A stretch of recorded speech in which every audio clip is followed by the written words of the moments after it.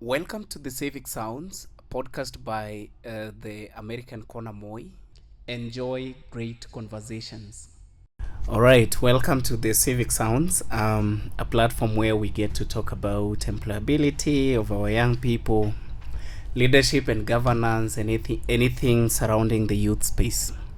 So today, I would like us to delve into a very interesting topic, and that is the experiences that we have with our education system, the struggles that we have with our systems, especially those that are supposed to place us into the job market, and the transitioning between or from campus or university into the job market. So today we are talking to a graduate, somebody who has been to the Kenyan education system, through the Kenyan education system, and is currently working, right? Yep. Yeah. So we are going to get to know her into details, right? Yeah. Yeah. So Janet, you can tell us who you are and what you currently do, and perhaps the course that you studied in campus. All right. Thank you so much, Cavin. Janet Mishira. I'm a leader. Have been a leader. I'm so passionate about leadership, and I've gone through the 844 system. Mm-hmm. Yeah, from high school, where I was at Sosit Girls in Kericho County. Then I came to university, that is the Great Mount Kenya University, where I enrolled on this interesting course that I love so much, and I was really passionate about it. So that is Bachelor's in Economics and Finance. Yes, thank you. Nice. So a course that you like. Yes. And a course that I fear the most. As I said, I fear mathematics, by the way. Okay. So tell me, like, what did you compare between or what would your comparison be between the 844 system and the CBC system? That is, if you've interacted with the CBC. Okay, what I can say is that giving a look at it, the CBC is currently at the foundation level. Mm-hmm. And I think the government is trying to broaden the capacity of the CBC. That is, it should be more practical compared to the 844 system, because interacting with both of the system, there is more historic part in 844 system, and the current curriculum, that is CBC, it is said to be having more skills, that is to test the children in school with their skills, with their capability. So So you say CBC is more practical, yeah, while 844 is more theoretical. Yeah, exactly. Okay. Uh-huh. Yeah.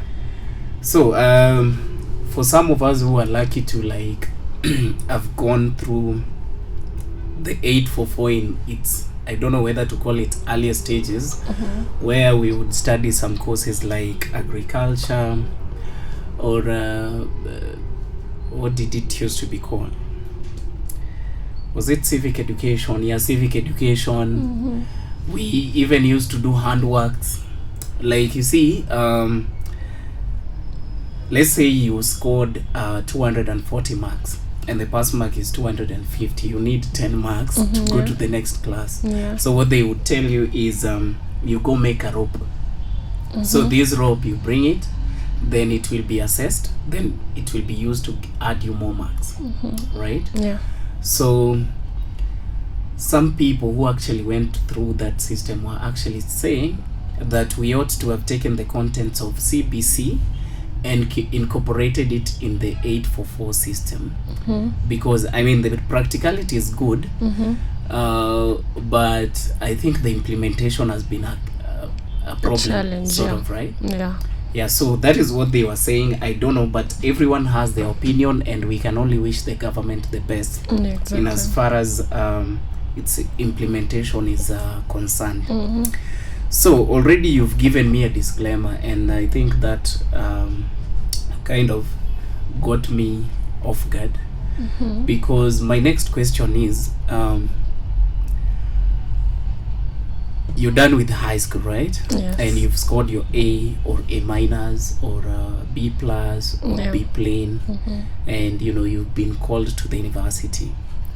So there is this complaint, or there is this scenario where so many young people are going to these universities, and the courses they study are not the courses they like, or are not things that they are passionate about. Have you ever experienced anyone like that? Yeah. Or what is your thought about that? Okay, first, you'll find a student has passed well from high school, and he or she desires to do a particular course, rather maybe engineering, lawyer, but when you come to the clustering system of the courses, the system will not favor him or her. So the placement system. Yeah, so the student will rather choose any other course so that he or she can be in campus, because after all, he's so excited about being in campus. Yeah. So, or rather, you'll find some people, their parents are pressuring them to do a particular course, which themselves they don't want to do it. So you'll find people doing, I'm doing this course because of my parents. This one is for my parents, but not mine. So when you ask that person, he will say that after this course, I'll now go and do what I like. Yeah. So you see that gap, this time wastage. There's wastage of resources. Yeah. So it's really a major thing that we should look out. Parents and students should come into agreement so that they do that course that the student loves or is passionate about. Yeah. Yeah, so you feel like parents have a role to play. Yeah, they have a role to play in what the children should they start, should come right? to the decision making, both the student and the parent. They should discuss with their students. Then they come to agreement of what they'll now the proceed. children Yeah. likes. Yeah. Okay. I'm saying that because I have two practical cases of one is a lady who used to study economics at the University of Nairobi. And you see, this lady didn't like economics. She wanted to become a lawyer. Yeah. So she used to complain sometime to me, she would reach out to me, Cavin, I don't like this course. I feel like I'm doing this course because of the system and because of my parents.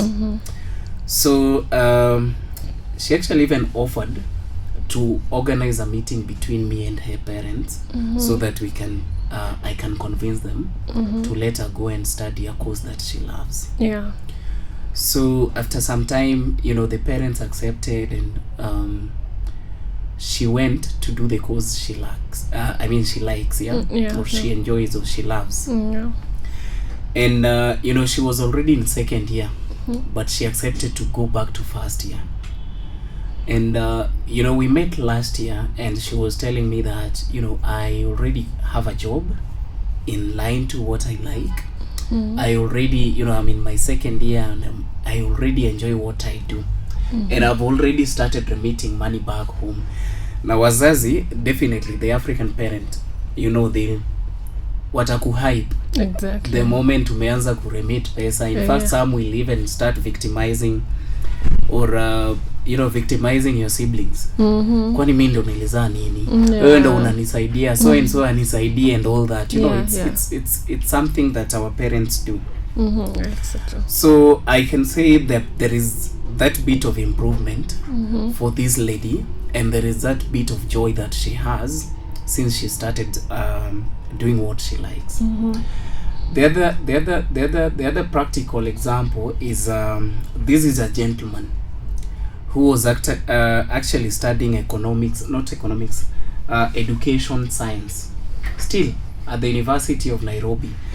He graduated last year, and all along he wanted to become a journalist.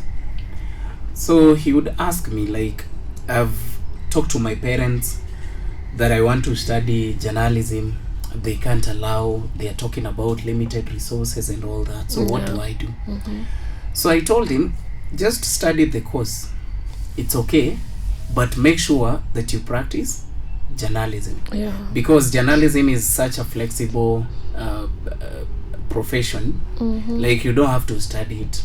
You can actually just practice it and perfect. So he started during long holidays. He would go back home in Marsabit and volunteer at a local radio station. And if I look at what he does or what he used to do, is equally perfect, by the way. So I think there is that bit of gap. And I don't know, what would you like or what would you advise maybe the stakeholders? Because remember, we are even the stakeholders more than the government is. Because ni sisi ndo tutazaa watoto who are supposed to go through these systems. Ni sisi ndo tutakuwa tunatibiwa na madaktari wenye walikuwa wamefanya udaktari because of placement, because of systems, but it's not something that they like. So what would you say? Okay, for me, you can find like this generation that we are in, there are many things that one can do. So if you have a focus on journalism, as you have said, you are passionate about that, and maybe you are in a situation whereby you are doing another different course in campus, I think you can try to balance both, so that you have those necessary skills that you require in the job market. I believe that you will thrive most with what you love, because when you love what you're doing, it will become so perfect that even the fruits will show itself. So let's focus on doing those skill-based jobs, so that you find yourself that you are in a comfort place. You don't have to fall under depression, and also maybe have hatred towards your parents. Your parents may have chosen for you a particular course that you didn't like, but I would advise that you choose that course that you love and do it as part-time. Okay. So in short, you're telling that student or someone about to join university that if at all the courses they are going to do in campus is not something they like, they can start pursuing their passion in form of a career development, right? Exactly. Okay. So it's almost, I don't know whether to call it a taboo, but it's almost unimaginable that in Kenya or in Africa, for example, you can be a millionaire at 30, especially in a scenario where you didn't inherit the wealth from your parents, or maybe you didn't gamble, or you didn't maybe do wash. But if you try to compare that same scenario in Africa and other parts of the world like China, Japan, US and all that, you see there is a difference, because for them, in fact, 30 is too late. At 30, if you're not yet a millionaire, you're too late. You know, they almost feel like you're too late. Do you really think that our education system is preparing us to become millionaires at 30 or even at 40? That question is really challenging, but I can say it's not that 100% preparing us for the job market. With the current education system that we have gone, it is sort of in a scale of 1 to 10. That is the 844, the 844. It's not closest to 9, but I can say it's there 3, 4, 5. 5%. So the skills that we need in the job market, comparing to what we have learned in class, is not equal compared to when we go to the job space.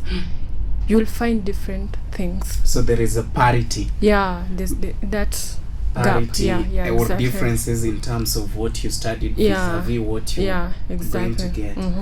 So even I myself, when I was looking for attachments, I'll be told that what I've been learning in class is like different to what you'll get at the ground, at the workplace, or in the job market. Yeah, it's possible. And it's been so challenging to an extent that if, let's say, you go to a Kenyan college or university and you happen to study a social science course, that is, I'm talking about things like sociology, theology, political science, research, and perhaps you're from a poor background, that you didn't get an opportunity to interact with a computer at an early age, or back at home, and you go to a public university where there is no computer, and then you graduate into the job market with zero computer skills or IT skills.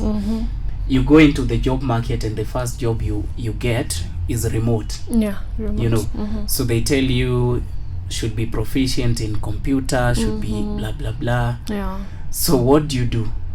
You have to go back and study computer, or learn how to use computer, and then come back and apply for this job afresh. You see.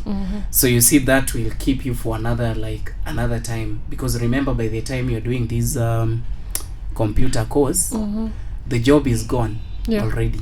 So you have to come back and rethink or relook for what to apply for. And I think my call to action when it comes to that is that we need to challenge the system. We need to challenge the system, so that at least, personally, if you ask me, Janet, I would tell you that 844 as a system is not bad. It wasn't bad. In fact, it was the best system we ever had. I think the contents of CBC would have been incorporated into the 844 system. You understand? Because at least the 844 system at least provides some bit of clarity in terms of I'm moving from this, I'm going to this, I'm going to that. So if we took those the content in CBC, the practical content in CBC, and bring it into the 844 system, then we would have been good. The practical we would have been better. So my next question is,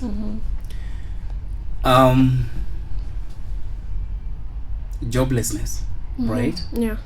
Currently, it's at what percent? Because you work with figures, right? I'm not good with figures, so maybe you can help with that. Okay, joblessness for the youth, that is the age gap of 15 to 34, right? So it's almost 70%. 70%. Now, did you know that in a country like Australia, for example, I was actually being told today that in a country like Australia, students are allowed to work after school.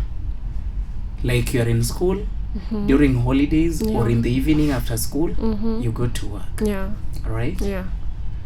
Then come back to Kenya, or in Africa, where if today, let's say, you have a sibling or you have a child, and they tell you that, whether I would like to start a business in Form 1, you'll be like, unataka kuanza kujua pesa sahi, right? So like we have sort of inaitwaje, we've sort of not trivialized, but demonize money to a point that we think that we have to go first to school, then next to job.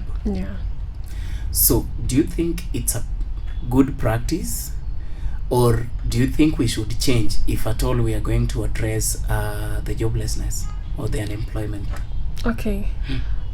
Considering the economic pressure that you're having currently in our country, we have seen many youths who are working remotely and earning very good money. Example can be Upworks, freelancing, on those job sites. I know people are very familiar with that. And that concept where you are at school and you are also working at the same time, it should provide with you that clarity that even when after you have completed your studies, you won't tarmac that long enough to be under those jobless youths. Yeah. So it's very good that we shift that perspective where you are studying and you are working. Either a business that you're running up, or maybe either you're working remotely. Yeah. As we have seen many remote jobs currently underway that are going in the youths. Okay. Yeah. Yeah, because somebody was telling me that there is a country where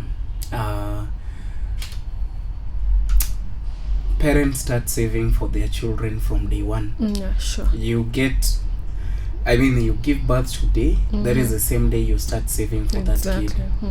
By the time this kid is 18 years, they are supposed to move out from their parents.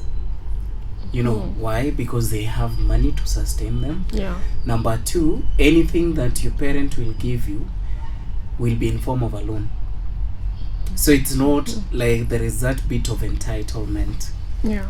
And to me, I think that is something or a challenge that we can take up equally as Africans, especially starting our generation. You know, we have that former generation or previous generations where they would treat their children as investments. That if I take you to school as your parent, you have, like, I'm entitled to a return on that investment. That if, let's say you have your younger siblings, you have to take them to school because I took you to school, you know. They call it black tax. Yeah, black tax. And I think that is something that has really derailed our growth. Yeah.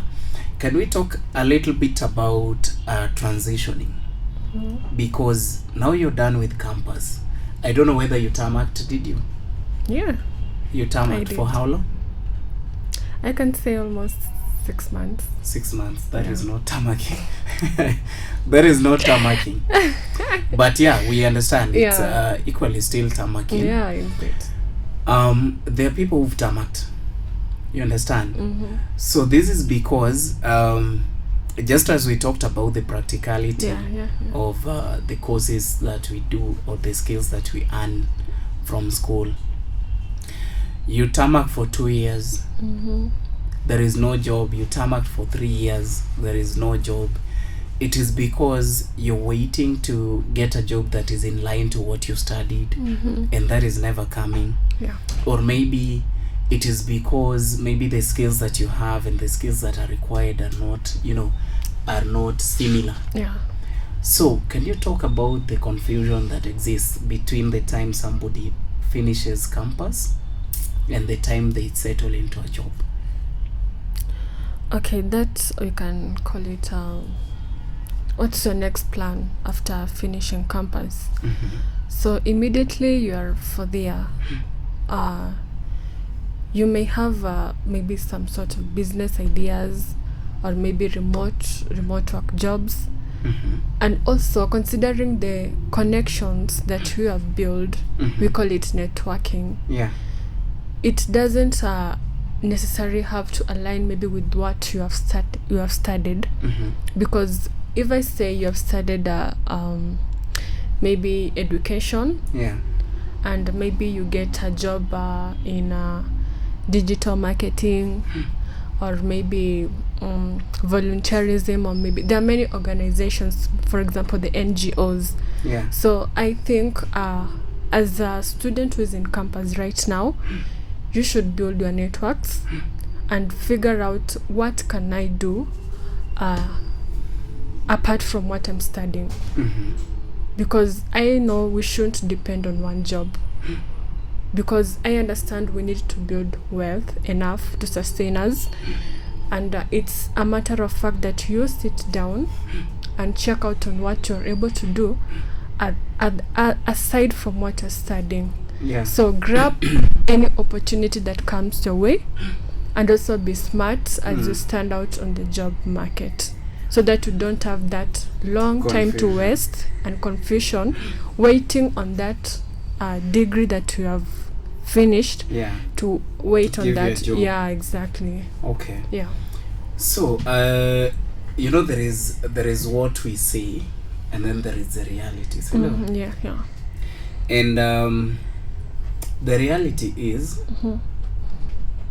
and this I will tell you from my own experience, is that as a result of people not doing courses they like, we tend to have students or graduates who are half-baked. Sure. You know, they are half-baked in that they spent like 4 years doing something they don't like. Yeah. They spent 4 years studying something for their parents. And somebody was telling me actually before we came in here, Yeah. that there is this girl who studied education. Yeah. And then after she graduated, she took the certificate to her mother and told the mother, "You asked me to study education, I have done it for you, take the certificate." And she left. And today she is doing a totally different thing from education. You understand? Yeah. So I want us to maybe talk about entrepreneurship, because you've said that you don't have to wait until the degree that you studied or you pursued gives you a job. Yeah. Entrepreneurship, you decide as a student, as a university student, or as a graduate, you want to venture into entrepreneurship. So first, is the business environment conducive for young people? Okay, considering the economic state of the country, is a bit tricky for advising somebody to start. But I can say, if you want to start a business, check out your environment. Where are you based? Check out on the business environment. If maybe it's near campus, there are many things you can do. For example, many people in campus, you'll find many photographers. Yeah. People love pictures. Even here in town. Yeah, CBD. On Sundays. Exactly. Even so, right now. Yeah. There. We can pass by and take a photo. Oh, yeah. That's amazing. We promote them. Yeah. Okay. So you won't encourage them to start? Okay. No, not necessarily I won't encourage, but check out your business environment. And if there's something, if there's a gap that you see that you can fill, you can be a solution, then you can start. So that is what they call business research. Exactly. So they do business research. Yeah. And then they can start. Yeah. Now we are there at starting, you know, because, you know, definitely starting a business requires some bit of capital, resources. Yeah. Or capital. Exactly. Even human resource and all that. Yeah. So, is that capital there for the youth? Because remember, we've got the youth fund, which is supposed to fund such like ideas. We've got the Wezo fund for women. We've got, I mean, there are these funds that the government has put in place. There is even the Hustler Fund, by the way, exactly. that the government has put in place to aid such initiatives. Are they sufficient? Okay, that's where we call the government to intervene. Yeah. For government intervention on supporting entrepreneurship programs, there should be those funds sufficient enough to support those youths who are willing to start the business, or maybe the loans that are accessible for the youths, because you can imagine first year or a second year that wants to start a business. So these are from a poor family, exactly, right? from a poor background. Yeah. So that's why we call the government to intervene on supporting the youths on their business that they want to start. Yeah. All right. So, today you go to. Have you ever taken Hustler Fund, by the way? Have you ever applied for it? No. Okay. So we can both check our limits for Hustler Fund right away, Yeah, right? exactly. What is the code, by the way? for Hustler Fund? It's I currently don't know. But is it 254? Right? Right. We can do it together. Yeah. Star Yeah. 254 hash. Yeah. I think then you dial. Yes. We want to check Hustler Fund. Mhm. So there are 3 options if you dial that code. Yeah. There's women's. There is Hustler Fund, Women Enterprise Fund, and yeah. then there is Hustler Groups. Yeah. Can we click on Hustler Fund, Okay. for example? Mhm.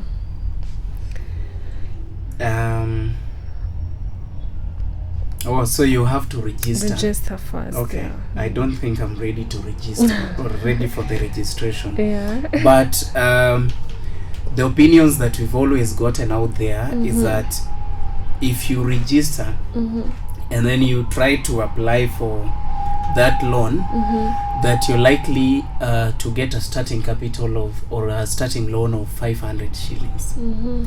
So is it viable that you can start a business with 500 shillings? It's not ideal. Or any amount less than 10,000 shillings? No. You know? It's too small. Yeah, it's too small. So what are young people going to do to ensure that their ideas or their business ideas don't die before executing them? Because again, the same people, if they go to banks, the banks are going to ask them for security or collaterals, which they don't have. So how are we going to help young people to at least ensure that their dreams or their ideas don't die? Okay, first, the most important thing is to do savings. You save from where? You are a comrade. Remember, you are a comrade and you are from a poor background. Yeah. But you have very sharp ideas, by the way. Yeah. Yeah. So, okay, you necessarily understand there's help, which is supposed to cater for your needs at school. Yeah. And there's that parents' money that you receive. Although ideally it's not that much enough. Yeah. But you studied with help, right? Yeah. Ulikuwa unapewa how much? 27,000. Yeah. So can you walk us through maybe your needs in school, assuming you didn't use this money for your school fees, or ama ulikuwa unagawia school fees? Yeah, the school fees. Aya, so ebu tufanyie breakdown. Okay. Gava imekupea 27,000, yeah. Then I have to pay per semester. We were to pay 18,000. Yeah, so that you're remaining with 9,000. 9,000. Then you have to pay for hostel. Yeah. 5,000. 5,000. It's 4,000 remaining, so it's not enough. So this is 4,000. Able to pay to back. Breakdown yako. There's needs that you need: food. Yeah. Maybe transport where you're living is far from school. So you'll find that it won't cater you fully. So because you are a lady, and you know ladies sometimes you have some special needs and all that, as opposed to us men. As a man, if you give me this 4,000 na nimeamua kujinyima, naweza jinyima heri nikule kwa wenyewe, but hawatajua niko na yangu, si ndio? But as a lady, you know, there are those self-care products that you have to, to have and all that. Plus you can't basically una feed kwa wenyewe, because again feeding kwa wenyewe comes at a price for ladies, unfortunately. And that's so unfair to them. Exactly. So that money is not enough. It's not enough. So comrade atakuwa amesave nini? It's very hard to save. Yeah. So that there for me. So for me, what I was saying about savings is like you find other opportunities that you can do part-time. Maybe you're from class, maybe you finished your classes early. Look for opportunities around that you can work. If not with your computer, with your laptop, there are other handwork opportunities outside there. You can do. Yeah. I think thanks for bringing that up, because that is where the rains start beating the comrades from. or art. Yeah. And there is one professor, dean of student. Mm-hmm. He usually tells his students to do a calculation of how many hours are you in class Mm-hmm. per day. Mm-hmm.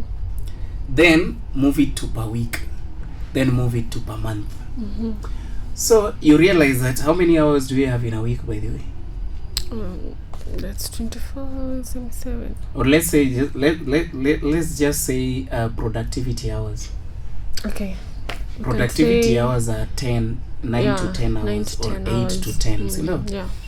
So let's assume you have classes from maybe on Monday you don't have classes. Mm-hmm, exactly. That day you have 9 hours or Mhm. 10 hours of productivity. Yeah.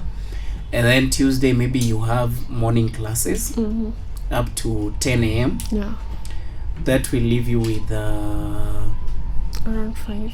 around 5 hours. Yeah. On Wednesday you have maybe 3 hours classes. Mm-hmm. Yeah.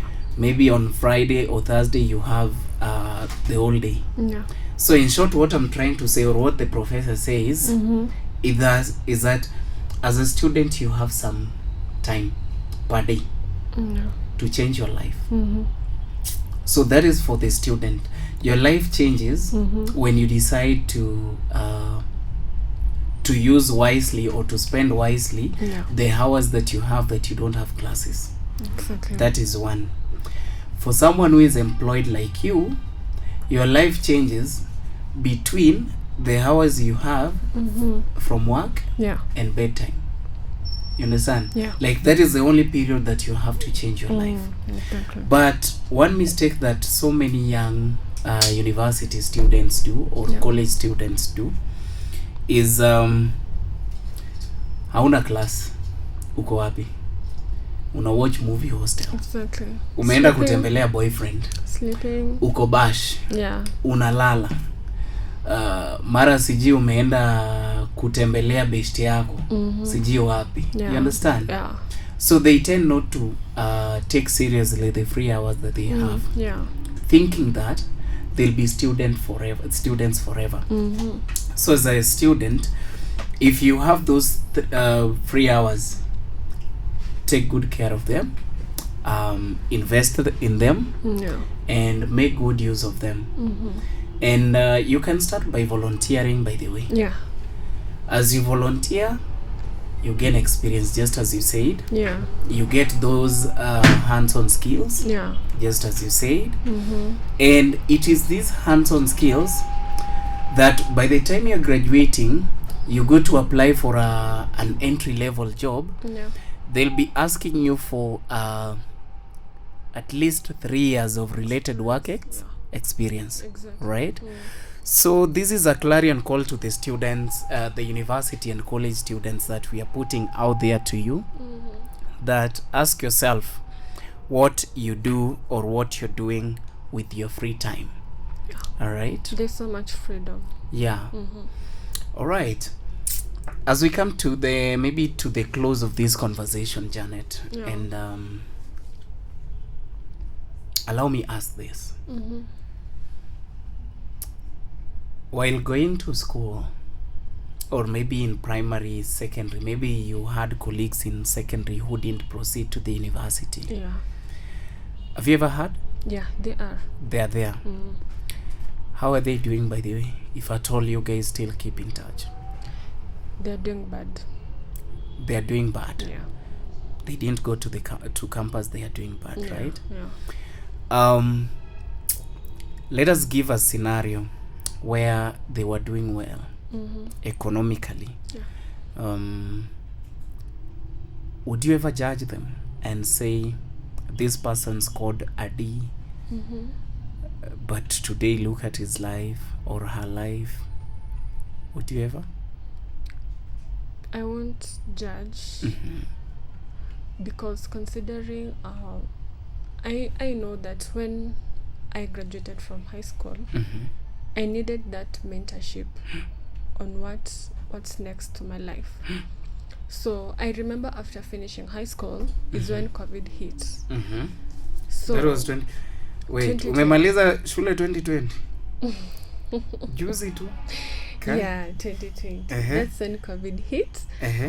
And there were a lot of issues among the youth. So you will find that most of them had lost hope. Some went into drugs, and some, they remain to be focused, as I am. So Congratulations. I can say, thank you. I can say that there's that lack of mentorship programs that after high school, the student needs to be coached, because some drop out of school assuming that that's the end now to education. Yeah. So if somebody has performed poorly, as I've said a day, it will diminish that person's morale. Because you'll find somebody saying, with this day I can't go to campus. But ideally there are colleges, there are institutions that you can, there are TVETs, there are polytechnics. You can gain those skills and be very good, performing very good, even more than that student who has gone to campus and has gone to waste his or her time. So I will advise that those young students who have maybe performed poorly. Before you advise them,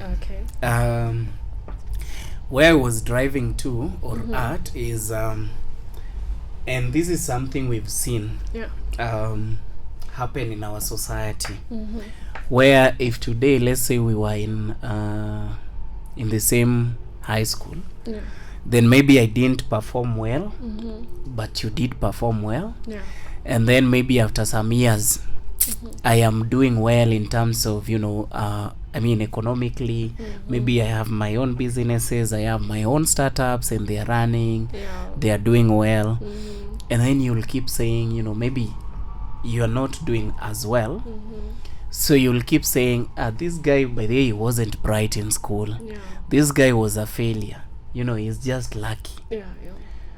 Is it a fair comment to make about these people?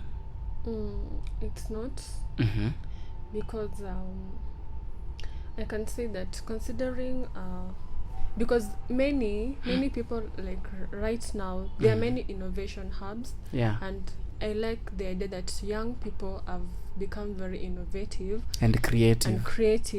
So you'll find people having their own startups, and they're really doing well. So it's not very fair enough to compare that you passed well, I didn't pass well, and I'm doing good than you. So it's good even as we working for our employees, because I know that those 8 hours or whatever time you're working on, it's for your employee, not yours. So you need your own It's for time. your employer. Not yours. So you need that time to figure out what are you making for yourself. Okay. So it's really ideally to see everyone to be equal in terms of capacity, in terms of responsibilities, so that to make our future a better place. All right. I think thanks for that, because even today in our society we've got those leaders. These are people who academically they didn't thrive, but entrepreneurially, right? They are really thriving. And there are so many people who are earning livelihoods from their businesses, from their ideas and all that. And even the amount of taxes that they are paying to the government is huge compared to that of employees, the same to even other countries.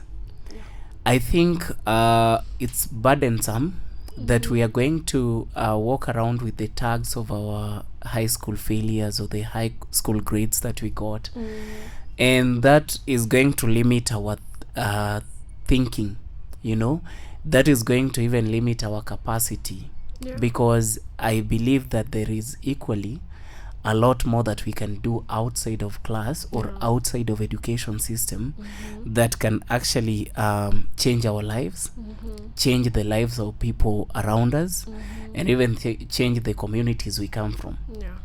And that is why if you go to these other the developed countries, they've allowed their people to be what they want to be.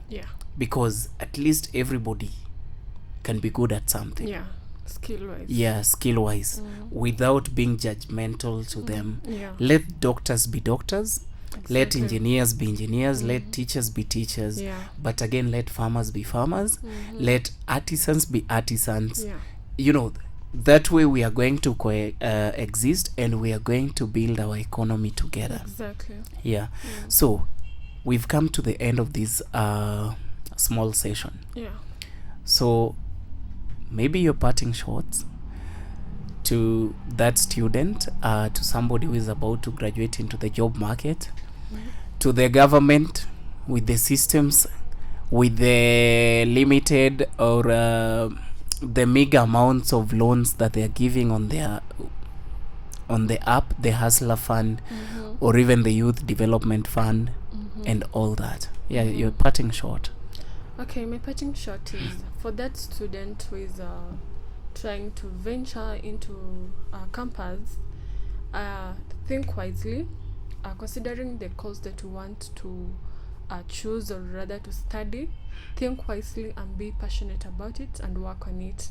And to that graduate who is outside waiting for maybe a job, seek on or rather find opportunities that you can do as you await for that ideal job that you desire about. And also to our government, I would suggest that you put more implementation on supporting the youth, support the programs, the ideas that the youth carry. And in terms of innovation, the youth have got creative ideas. So if we work together with those big leaders, we are able to thrive economically. And I believe that we thrive together when we are united, or rather we collaborate together. Yeah, thank you. All right, I think that was as clear as you said it. And yeah, thank you so much for creating time to come and give us just your bit of experience, and maybe the ideas that you've given us, so that it could help someone out there who perhaps is facing their realistic moment at the moment, and even in the future. Yeah, so we've come to the end of our session today, and that is Civic Sounds.